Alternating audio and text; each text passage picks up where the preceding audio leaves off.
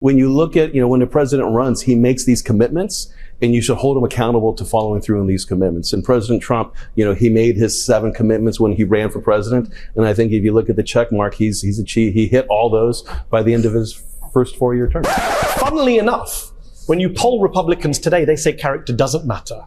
And there's a reason for that, because they've checked out their candidate.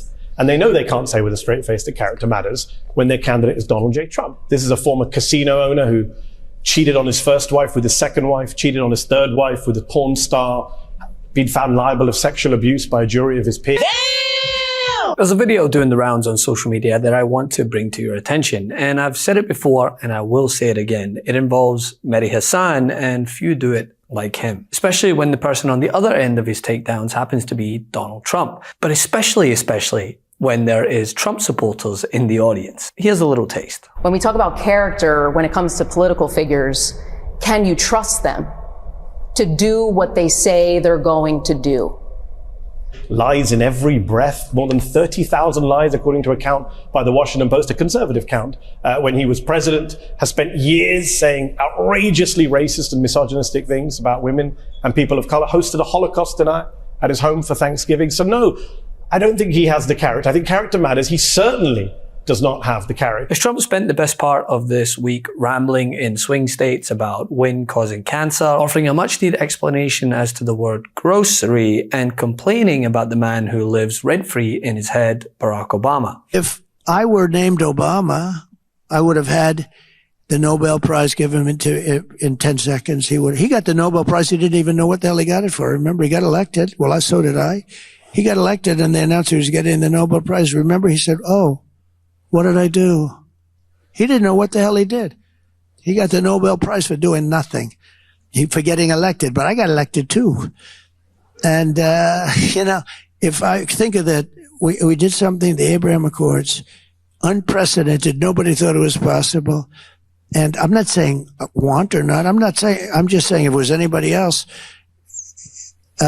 liberal, Democrat, they would have had it before the damn thing was even signed, So there has to be fair, and I don't care, but I'm not looking for it. I'm not politicking for it.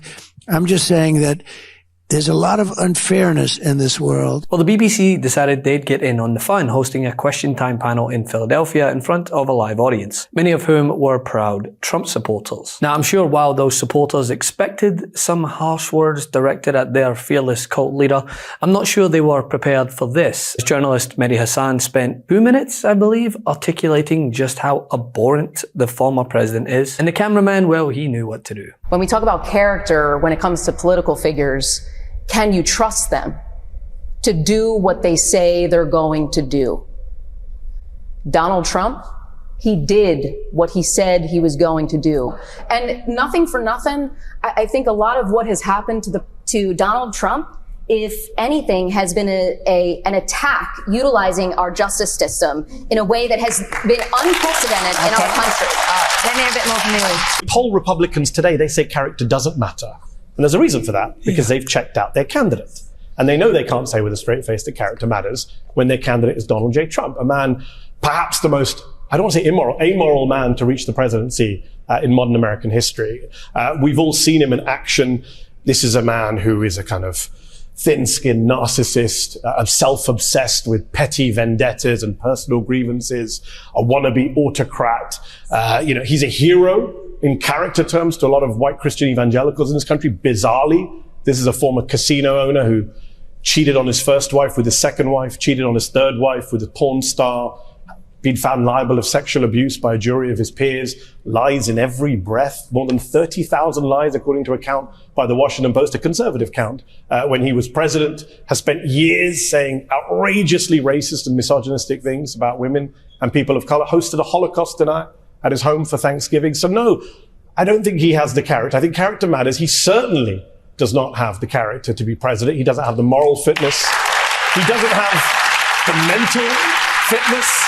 Now, this isn't the first time the former MSNBC host has used his platform to oppose the former president. In fact, one of my personal favorites was witnessing him break down how cognitively impaired Trump is in front of one of Trump's most staunch bootlickers, Piers Morgan. Bias in your question. You say Biden can't string a sentence together, nor can Trump, but you never point that out. Oh, we can. That's what bothers me. Oh, we can, but that's where you're so wrong. Oh, we can. Oh, we can, Kenny. Okay. Oh, we can, Kenny. Yes, on Monday you got really worked up. Do one thing. No, let me finish an answer, Piers. Can I have one answer? Please. One answer. Trump cannot finish sentences. On Monday, you pointed out that Biden gets people's names wrong. You don't point out that Trump gets even more people's names wrong. Last month, he said he passed a dementia test. He got the name of the doctor wrong. Instead of saying Ronnie Jackson, he said Ronnie Johnson. He's confused Obama and Biden. He confused Nancy Pelosi and Nikki Haley. He's confused Iraq and Syria. He confused World War II with World War III. He's confused the leader of Turkey with the leader of Hungary. He's confused the leader of China with the leader of North Korea. He called Tim Cook Tim Apple, right? And he even got his own running mate's name wrong. He called J.D. Vance J.D. Mandel a couple of years back. So Donald Trump gets way more names wrong. He's way more incoherent. He's way more ignorant. Which one of the two of them would you trust to drive you home?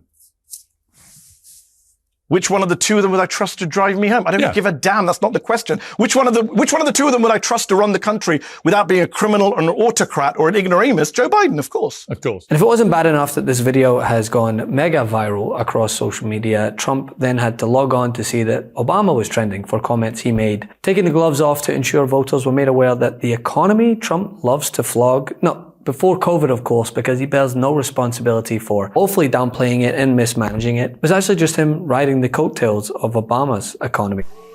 And then, don't boo. I'm going to break you of this habit. And the reason some people think, wow, I don't know, I remember that economy when he first came in being pretty good. Yeah, it was pretty good because it was my economy.